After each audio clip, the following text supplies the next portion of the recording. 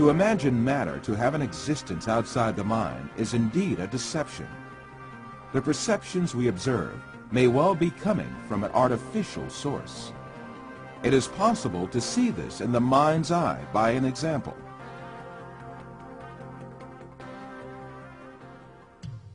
First, let us suppose that we could take our brain out of our body and keep it alive in a glass jar. Let us put a computer in which all kinds of information can be recorded.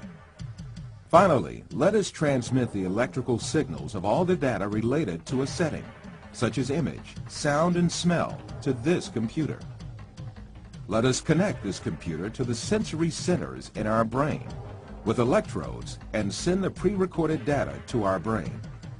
As our brain perceives these signals, it will see and live the setting correlated with these. From this computer, we can send to our brain also signals pertaining to our own image. For instance, we can send to our brain the electrical correlates of such senses as sight, hearing, and touch that we perceive while we sit at a desk. In that state, our brain would think itself as a businessman sitting in his office. This imaginary world would continue as long as the stimulations keep coming from the computer. We would never realize that we only consist of a brain. It is indeed very easy for us to be deceived into believing perceptions without any material correlates to be real. This is just what happens in our dreams.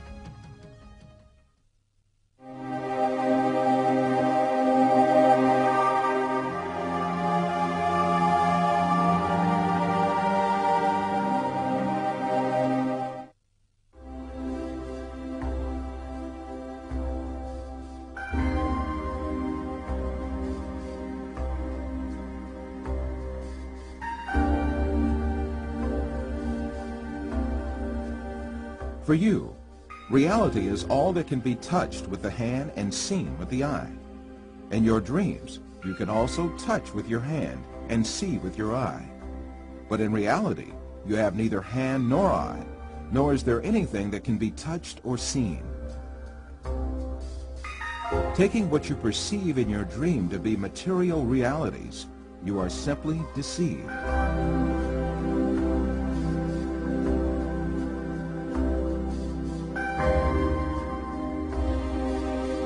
For example, a person deeply asleep in his bed may see himself in an entirely different world in his dream. He may dream that he is a pilot and command a giant airplane, and even spend a great effort to command the plane. In fact, this person has not taken even one step away from his bed. In his dreams, he may visit different settings and meet with friends, have a chat with them, eat and drink together. It is only when the person awakes from his dream that he realizes all were only perceptions. If we are able to live easily in an unreal world during our dreams, the same thing can equally be true for the world we live in. When we wake up from a dream, there is no logical reason for not thinking that we have entered a longer dream that we call real life. The reason we consider our dream to be fancy and the world as real is nothing but a product of our habits and prejudices.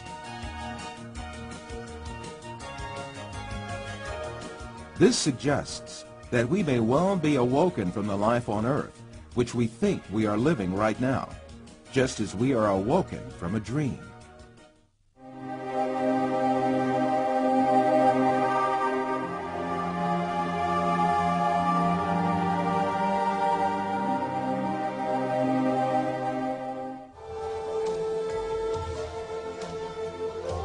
After all these physical facts arises the question of primary importance.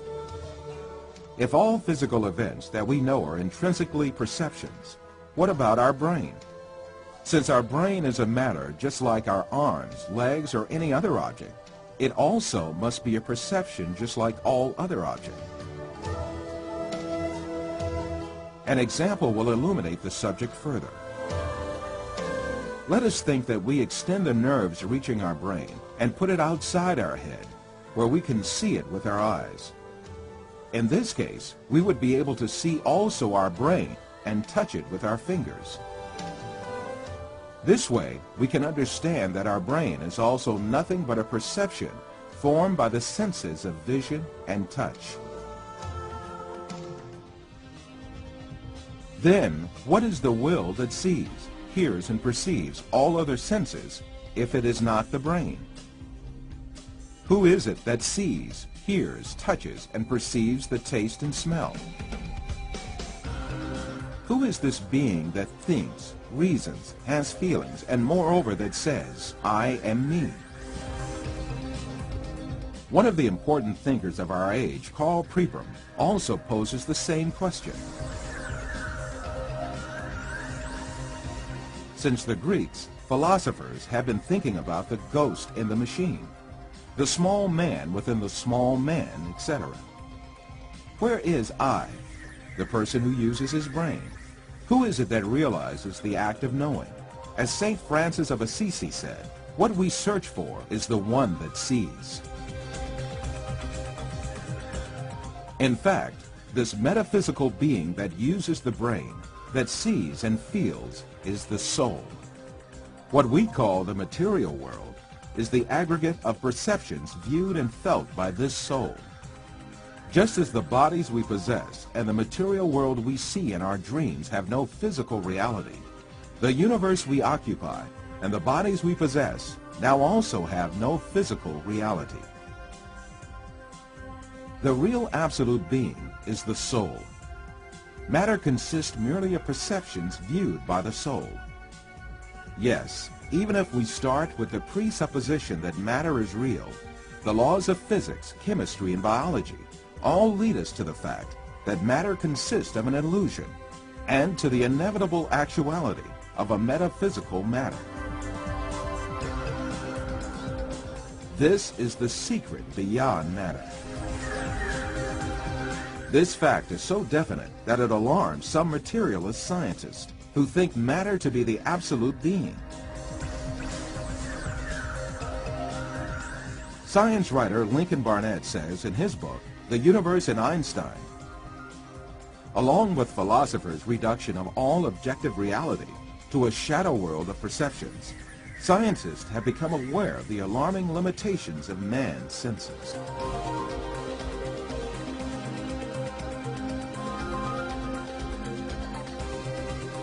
All these facts bring us face to face with a very significant question. If the thing we acknowledge to be the material world is merely comprised of perceptions given to our soul, then what is the source of these perceptions? In answering this question, we must consider the fact that matter does not have a self-governing existence by itself, but is a perception. Therefore, this perception must have been caused by another power, which means that it must have been created. Moreover, this creation must be continuous. If there were not a continuous and consistent creation, then what we call matter would disappear and be lost. This may be likened to a television on which a picture is displayed as long as the signal continues to be broadcast. If the broadcast stops, the image on the screen will also disappear.